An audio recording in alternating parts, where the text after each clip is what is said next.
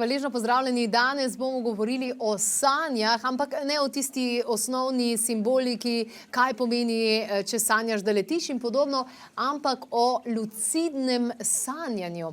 Lucidno sanjanje so torej sanje, v katerih se zavedaš, da sanjaš in lahko prideš tudi do tiste točke, da sam začneš malo mogoče krmariti vse skupaj. V naši družbi pa danes iz Esence vesolja Darja, lepo pozdravljena, dobrodošla. Hvala. Kdaj si imela prvo izkušnjo lucidnega sanjanja? Prvo izkušnjo? Ja, se spomniš? Seveda, iz otroštva. Celotno otroštvo, prvi spomini, ki so, se pravi po mojem, ne vem, 3-4 leta stara, in celotno otroštvo so bile lucidne sanje. Tako da to so definitivno prvi spomini in se večino njih še zelo živo spomnim. Čeprav je bilo to že, bom rekla, 40 let skoraj nazaj. Wow. Ja. Tudi jaz se spomnim, v otroštvu se mi zdi, a imajo vsi to v otroštvu tako pogosto to lucidno sanjanje? Tako je, načeloma naj bi imeli vsi otroci, se pravi, ko se rodimo, imamo to sposobnost, tako da večinoma mislim, da smo vsi lucidno sanjali v otroštvu. Zdaj razlika je v tem, da eni se spomnimo, eni ne, mogoče pri enih pač se hitreje, pač prej nekako ustavilo to, a ne, ta sposobnost. Drugače pa ja, vsi otroci so zelo odprti za to, zato ker je nekako naša naravna danost, a ne.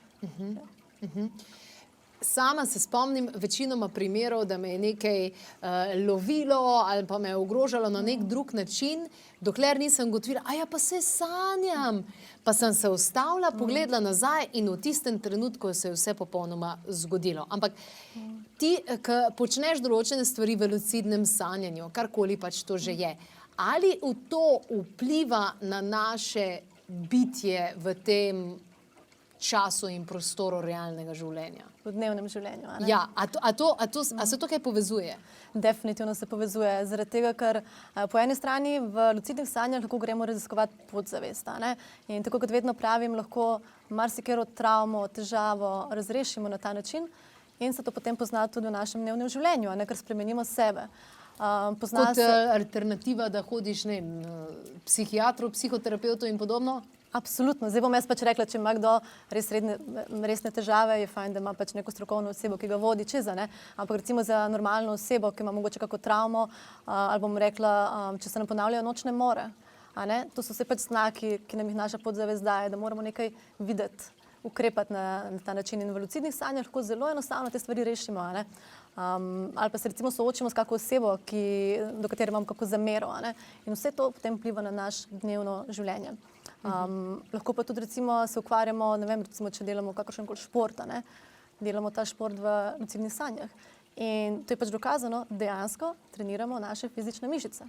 Se pravi, da se bo pač poznalo tudi na našem fizičnem telesu potem vse to, a ne?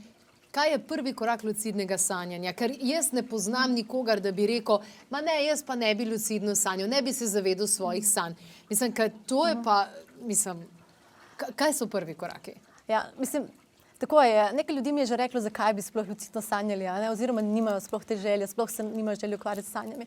Prva stvar je, da dejansko moramo imeti željo, ne? Se pravi, moramo želeti nekako odpreti ponovno to sposobnost in če nismo mi navdušeni nad tem, da bomo pač to počeli, pač to je res osnova, a ne?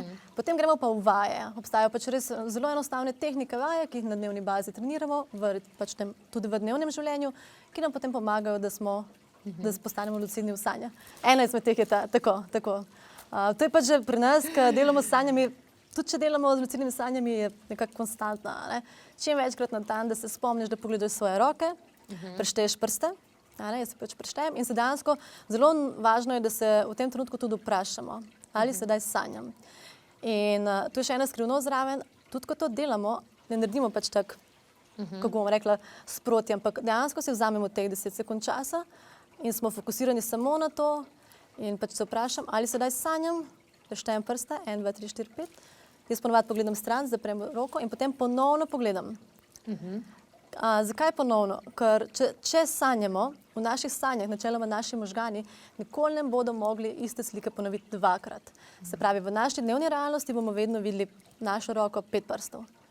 Če bomo videli karkoli drugega, ker v sanjah načeloma, ko drugič pogledamo roko, vidimo 6 prstov ali roka od koga drugega, mislim, svašta se lahko zgodi, no.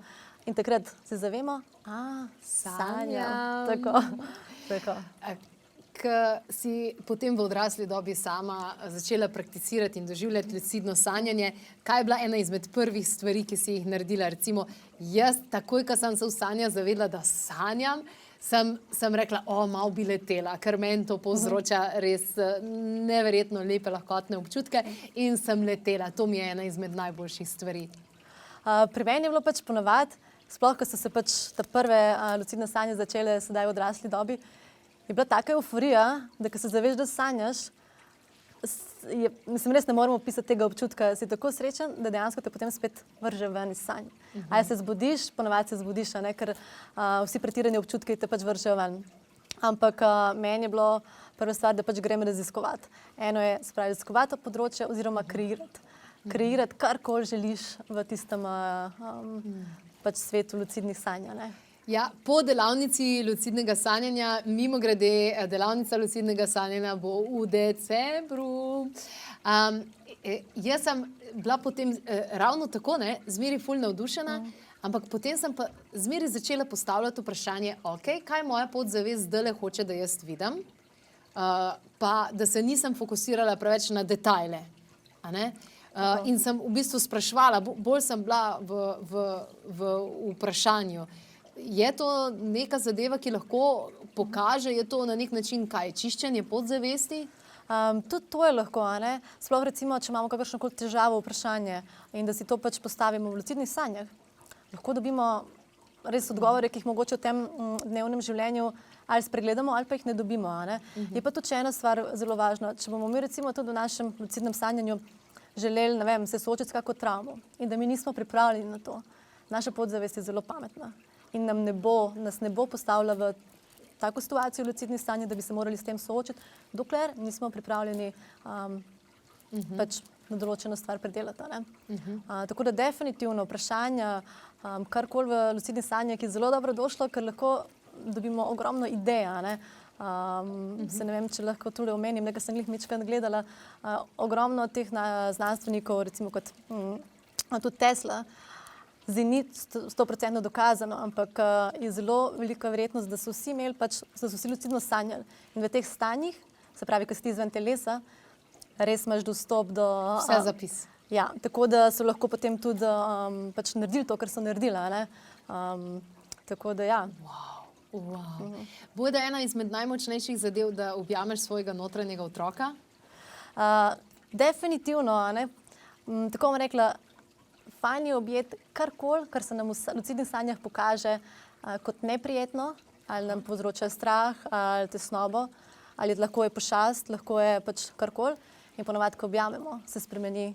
Spremeni cela scena, Ampak se tudi recimo ta pošast lahko spremeni tudi našega notranjega otroka, ker je dejansko neka travma, ki smo imeli v otroštvu in mi jo doživljamo kot, neko pošast, ki se nam pojavi, dejansko pa pač to smo mi, ki smo bili recimo 5 let stari, in se dejansko spremeni in se transformira vse.